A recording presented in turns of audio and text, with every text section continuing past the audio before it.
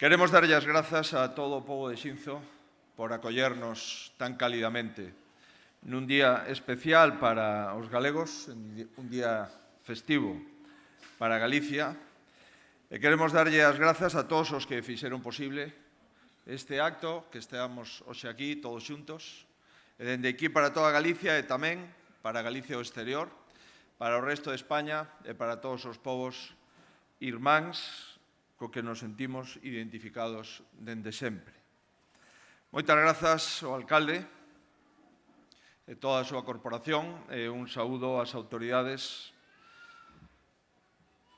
co presidente do Parlamento Fronte e o conselleiro de Cultura, Educación e Ordenación Universitaria, o presidente da Deputación, o presidente e o fiscal superior do Tribunal Superior de Xustiza de Galicia, por suposto, os voceiros dos grupos parlamentarios da Cámara, o Grupo Parlamentario Popular e o Grupo Parlamentario Socialista, e a todas as institucións que hoxe se dan cita aquí, e dunha forma especialísima, a familia, a irmá de Carlos, o irmão, os seus dous fillos, as súas dous noras e a neta Xulia, que ben seguro irá descubrindo pouco a pouco quen é e quen seguirá sendo o seu avó.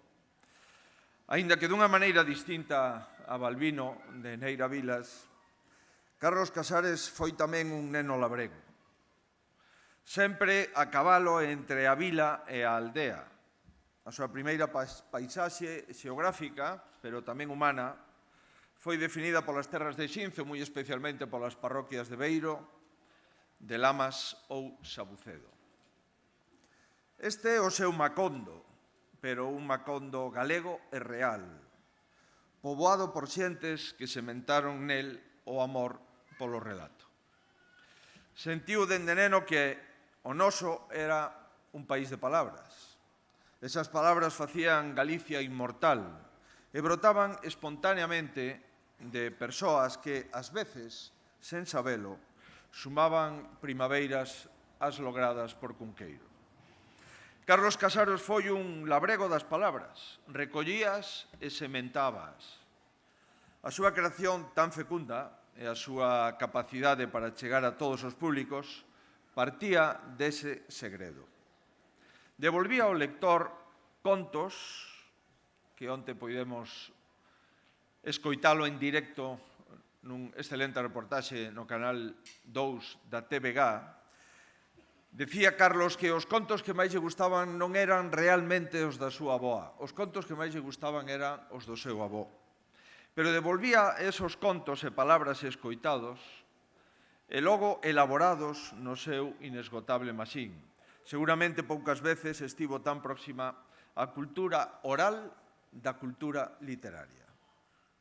Casares non cedeu nunca diante da soberbia intelectual que leva a alongarse do popular para achegarse a un falso Olimpo. O Olimpo literario ao que aspirou durante toda a súa vida estaba en lugares como este, non rodeado de deuses, senón de compatriotas. O falar e o escribir fundíase na súa personalidade. Era un escritor que conversaba e tamén era un conversador que escribía. Lembran os amigos que durante as veladas compartidas as palabras máxicas que abrían o tesouro da conversa era: Carlos, que contas? El contaba e recontaba, creando unha atmósfera que trasladaba a todos os tempos en que o conto se escoitaba nas lareiras, nos adros ou eiras, cun respeto case relixioso. Aprendeu aquí e tamén no cenáculo ourensán de Vicente Risco, en a pequena ágora compostelá de Ramón Piñeiro, e nas tertulias con Torrente Ballester, un arte que poderíamos chamar socrático, baseado no diálogo e na tolerancia. Forma con eles e con moitos outros galeguistas unha conspiración pacífica para erguer a nova Galicia non sobre dogmas, senón sobre palabras, sobre afectos e sobre acordos. Foi Carlos Casares un escritor comprometido.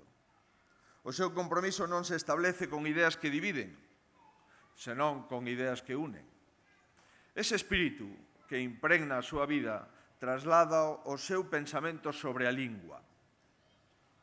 Criei-me nunha familia bilingüe, sen saber que era bilingüe, dirá nunha conferencia. El mesmo engadirá con ese humor tan seu que contribuiría a aumentar o fermoso galimatías idiomático casando cunha muller, Cristina Berg, que traía consigo a alongada cultura sueca. Sentímola aquí connosco, amou o seu home e amou fondamente a Galicia, a Dona Galicia, como ela diría.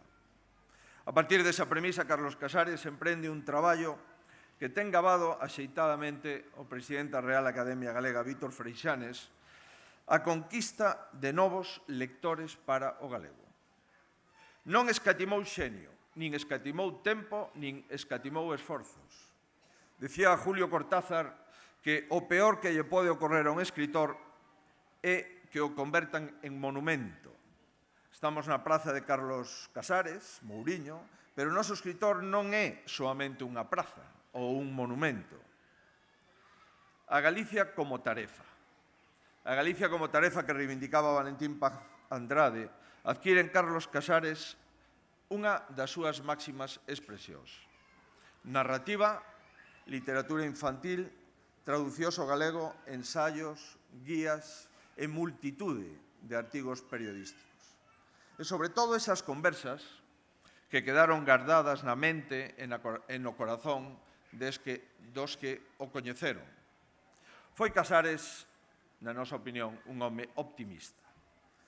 E tamén o será en relación coa nosa lingua. Era o seu un optimismo da vontade e da intelixencia, que alertaba das consecuencias para o idioma dos cambios tecnolóxicos mal asimilados. Adoitaba lembrar que a bifurcación en Galicia entre unha cultura oral e outra escrita que se expresaron en diferentes linguas arrinca coa implantación da imprenta. Un cambio tecnolóxico, dirá, que modificará a realidade cultural dunha maneira radical e trascendente. A era digital equivale ao impacto do invento Gutenberg, pero hoxe Galicia está provista de ferramentas que entón non tiña. As institucións que velan pola lingua, as legislacións que a protexen, as iniciativas que a fan presente en todos os ámbitos da vida, a presenza activa no mundo poliédrico que chamamos xenéricamente comunicación e, sobre todo, unha consideración social sen precedentes que abrangue a todas as idades e a todas as ideas. O tema de Carlos Casares por ver no galego que non emprega a lingua propia de Galicia, non un inimigo que compre combater, senón un irmán que compre convencer, inspira o traballo inacabado da normalización. Falábamos do compromiso de Casares plasmado nunha obra literaria fecunda, pero tamén está o compromiso da súa participación como legislador no primeiro Parlamento da historia democrática de Galicia. Alí, no Parlamento, tendeu pontes que, entre outras cousas, fixeron posible unha lei de normalización lingüística que tiña e ten como principal valor facer patente que a lingua galega é de todos e para todos. Nela cristalizou o galeguismo cordial e o galeguismo transversal. Con ela puxose a pedra angular da nosa convivencia.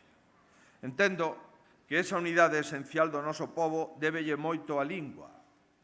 A lingua é un punto de encontro. A lingua é unha herdanza. A lingua é un código compartido.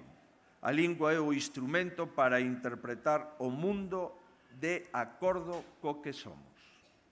Somos un país diverso, no que hai acordos e conflitos, como en todas as sociedades modernas, pero onde sempre nos podemos agrupar ao redor das palabras comuns. Así o veu aquel mozo chamado Carlos Casares Mouriño que na década dos 60, concretamente no 63, no mesmo ano que botou a andar o Día das Letras Galegas, invocou en Fonseca a Rosalía de Castro. Jocan Casares, un dos seus fillos, lembraba que aquí en Xinzo o seu pai foi verdadeiramente feliz. Esa felicidade que lle deron as terras da Limia está presente en toda a súa obra e transmítea aos seus lectores. O Carlos Casares conversador, o Carlos Casares viaxeiro, o Carlos Casares colleiteiro de anécdotas, amigo dos trens, con causa. E como todo bo galego, segue presente entre nós. Podemos seguirlle preguntando, Carlos, que contas? El contestará coa súa obra. Estamos na Galicia máis Galicia de todas as Galicias, onde non hai ventos feridos nin tempos prohibidos. Un país de palabras. Máis nada, moitas grazas.